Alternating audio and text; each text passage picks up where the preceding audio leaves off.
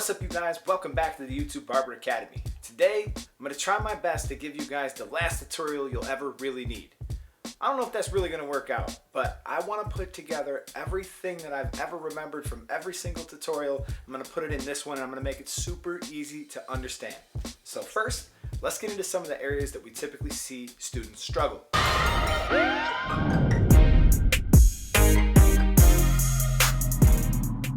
Probably the number one thing I have ever seen consistently while working as a barber instructor for over 10 years. The biggest mistake that I've seen was people don't anchor on the head properly.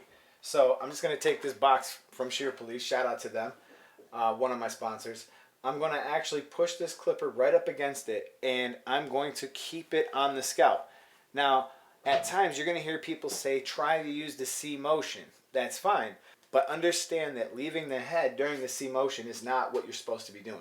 So doing this, I'm exaggerating, but generally a new student is almost afraid to cut the hair. So when they reach in, they're very, very careful, and they're not keeping it on the scalp. So think of it as using an eraser where you're just moving it back and forth. And when I do apply the C motion, I'm actually riding the heel of the blade up and down the scalp as I continue to make the motion. That's the correct motion, and that's probably the number one problem I've seen across the board, but there definitely is more, so let's get to them. Okay, let's talk about clipper and clipper functions.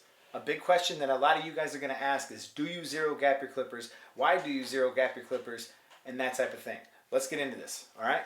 First things first, this is how the clipper works. When you push this lever down, you'll see that this stationary blade moves away from the cutting blade, and that's actually going to leave the hair longer after it's cut. Some people refer to this as the long setting. If this is closed, it's going to cut closer, leaving the hair shorter, okay? So the magic lies in the fade, in manipulating this lever and also changing our guard system, because believe me, it's set up for you to actually be able to transition from each length perfectly. If you guys want further in-depth knowledge on the guards and how they overlap and why they work so perfect, you can check out my guard video that I made a few months ago. But let's keep on moving forward, all right? The Stylecraft Alpha has clicks on the side. I actually left it at the shop. I wanted to use it for this video, but this is the one that I have. So each setting, it actually clicks, click, click until it's completely closed. But you don't need the clicks, and not every clipper has them. So it's actually good that I'm using this one, okay? So in the floating taper system, I'm just going to close this just a tiny bit. And if I put like a little line on my clipper, you could actually make marks if you really were just new at this and you really needed to. So I'm going to close this just a little bit. Now I'm going to come up just underneath, all right? And then I can close it just a little bit more, and I can stay just a little bit lower than that. So I can close it almost all the way, and you're going to see this line go away. So the point I'm trying to make is we're not always going to have this fully open. We're not going to always have this fully closed. Let's get this tutorial started. I'm going to begin with a number 6, and I'm going to begin lifting that hair in the comb, leading the comb, and letting it fall into the alpha. So basically what's happening here is I'm standing up the hair in order to cut it, and I'm going to cut it at a number 6. I don't believe I did any clipper over comb in this haircut. I'm trying to make this to be the simplest, easiest to follow tutorial you've ever watched. So we're going to begin with a 1.5, and that's going to be the length that we're going to easily be able to blend 1.5 into that number 6 at the parietal ridge. Okay, the parietal ridge is just, if I took a comb, I placed it flat alongside the head, right where it leaves the head, that's the parietal ridge, and that's the area that as I come up, I'm just trying to come straight up the head. So basically what you see happening here is I'm keeping it anchored on the head, and if this line represented the parietal ridge, that's all I'm trying to do. I'm trying to get the fade close, but nothing has to be perfect. I'm actually just removing bulk. And one of the reasons why I didn't just grab the 5-0 and put that line in is because I want to be able to see where I'm going. And notice, I'll leave a lot of that hair towards the very bottom. I'll leave that. There's no point in cutting it because I'm going to cut it so much closer. I just want to address the parietal ridge area, which means that I only have to actually make my fade perfect from skin to that 1.5. So that's what I'm actually working with. So in this next step, I'm going to be setting in my 5-0 line. Have no fear. If you don't have a 5-0, if you don't have a detachable, you can use your trimmer. Both of these are going to leave you at 5-0. 5-0 represents the closest we can come to skin without using our electric shaver. So we're going to pick up our electric shaver. In the next step, we're going to remove that. But we need to get this hair as close as possible. So this line represents that. We will swing around to the other side of the head, and it's so important that your guidelines are even and that you are even on both sides of the head. Okay, stop the video for a second. Listen, zero gapping. Why do we zero gap? What's the point of it? Okay, this is the point. We want to make the jumps as small as possible. So the closest you can get to each step, the better. So from skin, electric shaver, all the way down, the very next step up, your first machine, the trimmer, right? So that's going to point at, this cuts at 0.17 of a millimeter. So you're going from essentially 0 to 0.17 of a millimeter. Now, if we can squeak out, and we're talking millimeters here, we're talking really small. So if we can squeak out just a little bit more, we will go ahead and we will undo this blade, and we're going to zero gap it. I'm not going to show the process here, but essentially we want the stationary and the cutting blade to be as close as possible. However, you do not want the cutting blade to overlap the stationary blade or you'll cut somebody. But with this thing properly set up, you'll be able to erase that skin line with ease. Now, the next step up is the close taper. So we want these two to cut practically as close as possible. All right? So when this is in the closed position, if you don't zero gap your clipper, you're going to have a lot of time removing your 5-0 line. So we want to get this as close as possible, again, without overlapping the stationary blade. We want that cutting as close to skin as possible. Now with all your machines set up properly, you got a high chance of success to eliminate that line. Now, a lot of hair is going to have different growth patterns and funny stuff going on. That's perfectly normal. All right? So you're just going to have to do your best to try to stay against the grain. Next, in order to get to this skin line, which is 5-0, we're going to use our electric shaver.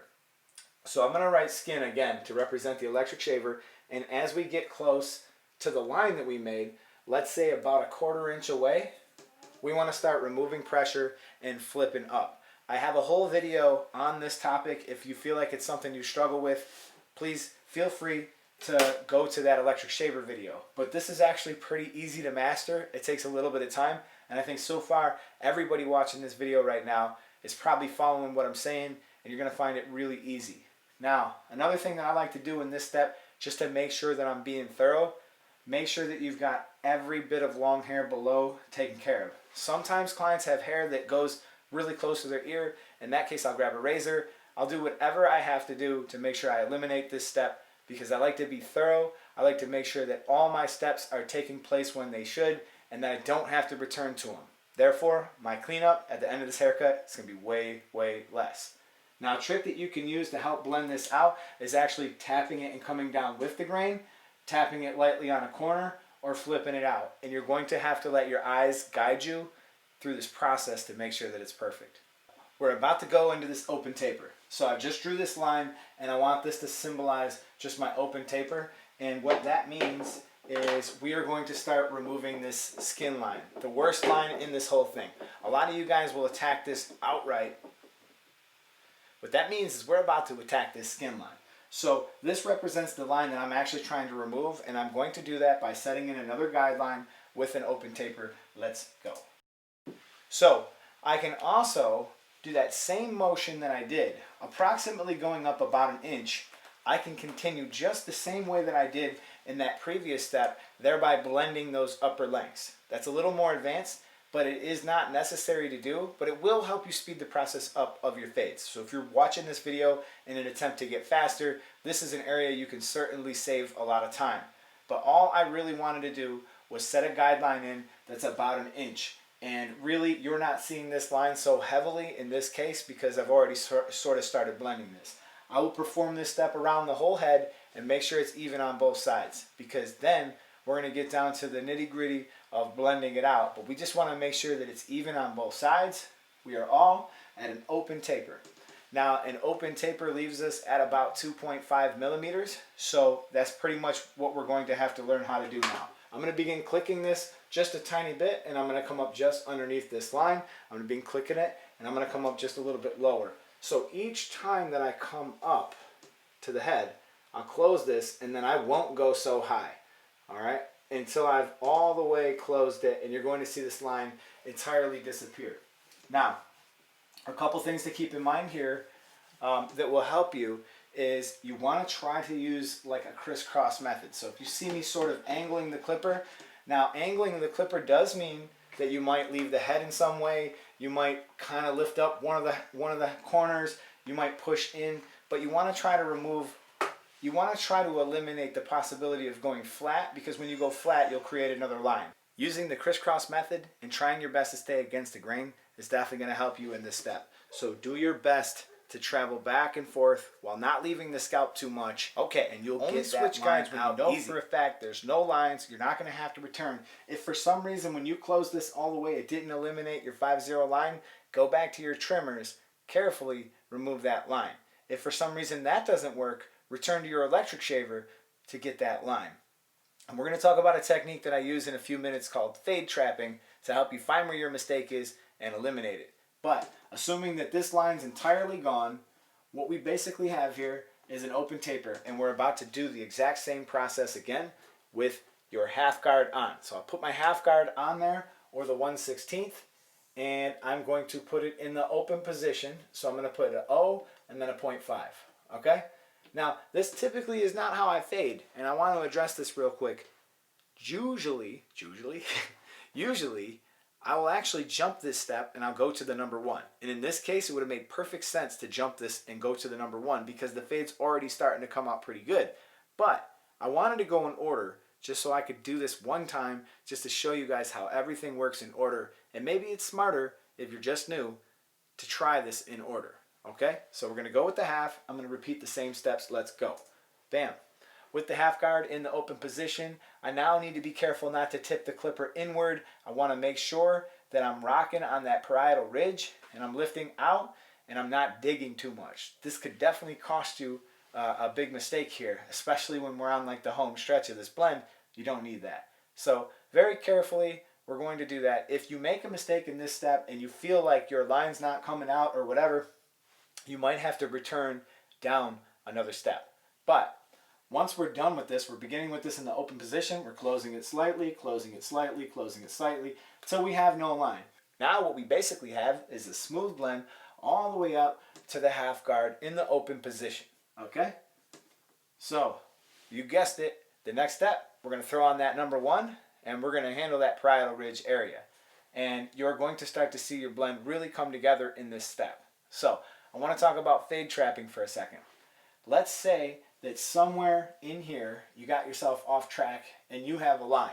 Now the nice thing about going in order, or at least understanding the order that you did go in, is that you can eliminate some of the possibilities. So we know that we only did a 0.5 in the open position, right? So somewhere our problem begins here. So I'll take the half guard, put it in the open position, I'll rock and roll over my problem, but I know for a fact that's not going to fix it. Pretty quickly, I'm going to wind up closing it. If that doesn't fix it, I'm going to pop the guard off, put this in the open position, and I'm going to just work my steps down in order till I see this disappear. Now, if at any point during the haircut you see a little line or you see something that's not blending, I encourage you to go back then. Don't go forward and say, hey, I'll just fix it later. But just like I do whenever I see any potential mistakes, whenever I see anything that maybe is not perfect, I want to go back and I want to address that the moment I spot it. Don't save it for later.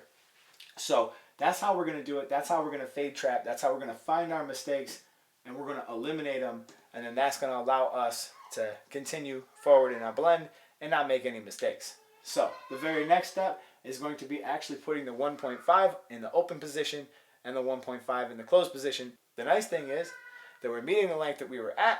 We put the 1.5 in the open position and we begin closing it, and we begin getting the blend absolutely perfect. The very next step, we'll pick up that number 2, and the number 2 is really going to plug in well to that number 6, especially if we do a little shear over comb, doing our best to go with the grain, against the grain, across the grain. Whatever you have to do in each step before you move on to the following step is definitely going to help you. Now, if you're not comfortable with shear over comb, you can use some texturizing shears like you see me using. I use them from Shear Police. I absolutely love them. If you use code Eddie, you'll save a good amount of money and you'll get them shipped right to you. But as you can see, I knocked out that blend easy and effortlessly. But let's talk about how I did that. I just happen to have a pair of shears here and I got my comb. So essentially what I'm trying to do is I'm trying to just move my thumb while keeping this one steady. Now when I keep this one steady, that means that wherever this one goes, that's where the blend is going to start. I have a whole video on shear over comb. You guys could check it out. It was super helpful for a lot of people. It's like a half-hour long. So if this is something that you need to know, please don't hesitate to check that out. But I want to lift the hair up against the grain. You see that I sort of did it on a diagonal, but that was just because his hair and his growth pattern was moving on a diagonal.